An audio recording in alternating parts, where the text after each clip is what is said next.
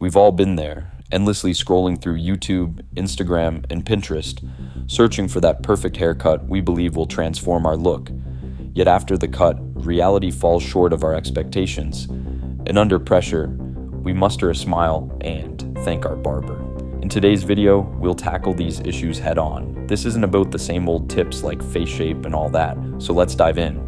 First, let's address a common misconception about face shapes. While face shape does play a role in a good haircut, many people misunderstand this concept. They assume their faces are perfectly symmetrical, like a circle or a rectangle. But in reality, our face shapes have irregularities. Simply searching for haircuts based on face shapes won't cut it. So, tip number 1. Use apps like FaceApp to experiment with different hairstyles. These tools allow you to visualize how various cuts will suit your unique features before making a commitment. By uploading your photo, you can try on different styles and find what complements your individual facial structure.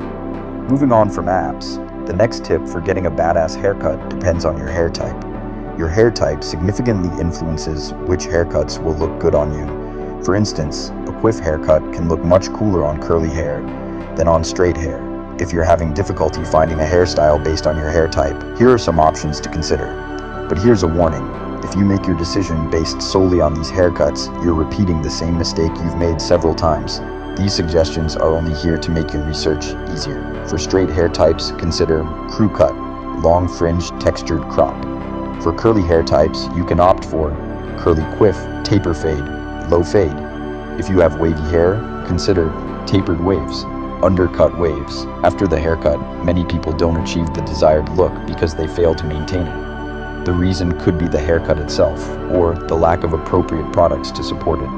For instance, if you get fades, you need to have them trimmed every 1 to 2 weeks to maintain a sharp and aesthetic look.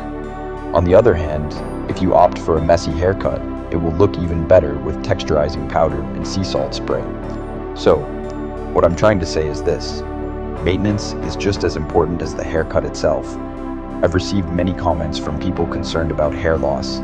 I've made a video addressing this issue. So if you're one of them, check out the video linked here. If you found this video helpful, be sure to like and subscribe. Your support helps us create more content to assist you on your grooming journey.